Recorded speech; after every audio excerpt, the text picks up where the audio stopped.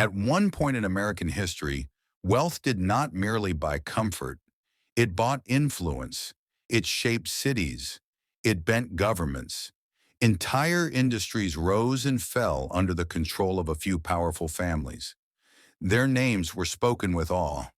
Their decisions affected millions. And yet, most of them are barely remembered today because history has a quiet way of erasing fortunes, not through sudden catastrophe, but through time, complacency, miscalculation, and the slow fading of power. This is the story of five of the wealthiest families in American history and how they lost everything. The first is a name that once defined American wealth itself, the Vanderbilt family. In the late 19th century, no family symbolized power and prosperity more than the Vanderbilts. At the center of it all was Cornelius Vanderbilt, a man who transformed shipping and railroads into a personal empire. Through ruthless efficiency and relentless expansion, Vanderbilt gained control of vast transportation networks. He didn't just move goods, he controlled how America moved. Adjusted for today, his fortune would be worth hundreds of billions of dollars. But when Cornelius Vanderbilt died, something critical changed. The wealth remained, but the discipline did not. His heirs inherited unimaginable riches without the mindset that created them. They built colossal mansions across New York and beyond. They hosted lavish parties that lasted for days. They spent as if the money could never end. And for a while, it didn't. But there was no long-term strategy, no effort to adapt to a changing economy, no protection against excess. Generation by generation, the fortune was divided, diluted, and drained. By the mid-20th century, the Vanderbilt wealth had nearly vanished. Their mansions were abandoned or demolished. Their names survived in architecture and history books, but not in bank accounts. The family that once controlled America's railroads could no longer afford to maintain its own legacy. Long before the Vanderbilts, there was another dynasty, one that built America's first great fortune, the Astor family.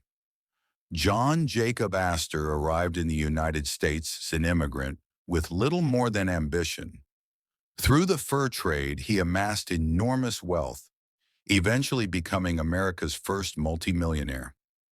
But Astor understood something others did not. Land lasts. He invested heavily in New York real estate at a time when the city was still growing. As Manhattan expanded, so did the Astor fortune. For decades, the family controlled some of the most valuable land in America. They were untouchable. But wealth alone does not guarantee permanence. As industries evolved and the modern financial system emerged, the Astors failed to adapt. Internal disputes fractured the family. Properties were sold off piece by piece. The centralized fortune dissolved quietly. The Astor name remained famous, attached to hotels, streets, and history, but the empire behind it faded. They once owned the ground beneath New York City, but time moved forward without them. The third family wielded not just money, but influence. The Whitneys. Their fortunes spanned manufacturing, finance, aviation, and politics. They stood at the crossroads of industry and power during America's rapid expansion. For a time, they seemed unstoppable.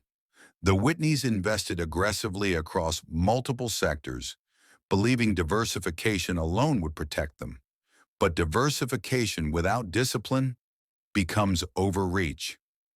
Economic downturns exposed weak investments. Poorly managed assets bled capital. Wealth spread too thin, lost its strength. The family remained respected. Their name remained influential, but the fortune itself fractured. By the late 20th century, the Whitneys were no longer a dominant financial force, just another reminder that expansion without control invites decline. Influence delayed the fall. It did not prevent it. Few names are as deeply tied to American industry. 4. The DuPont family. For generations, the DuPont family built a chemical empire that powered manufacturing, warfare, and innovation. Their products shaped modern America. Unlike other families, the DuPonts did not collapse suddenly. Their decline was slow. As regulations increased and industries changed, controls shifted away from the family itself. Ownership became diluted. Decision-making moved into corporate hands. The company survived. The family dominance did not. What had once been a tightly controlled dynasty became a dispersed shareholder structure. The name DuPont remained everywhere, but the family no longer ruled the empire it created. Sometimes wealth isn't destroyed, it simply slips out of reach. The final story is the most recent, and perhaps the most dramatic. The Lehman family. Their journey began humbly, with immigrant roots and small-scale trade. Over time, Lehman Brothers evolved into one of the most powerful investment firms on Wall Street. For generations, the firm symbolized financial intelligence and stability. Then came 2008. A global financial crisis exposed years of risky leverage and fragile systems. Confidence evaporated. Markets collapsed. Lehman Brothers fell.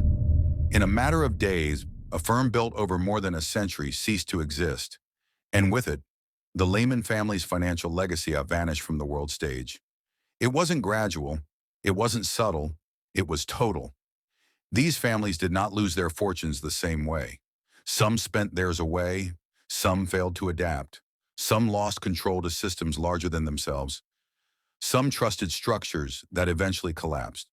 But history offers one unchanging lesson. Wealth is temporary, power is fragile, and legacy is never guaranteed. Money can build empires, but only wisdom sustains them. In the end, history remembers names, not bank accounts, and the past is filled with fortunes that once seemed eternal until they weren't. If this story stayed with you, leave a like.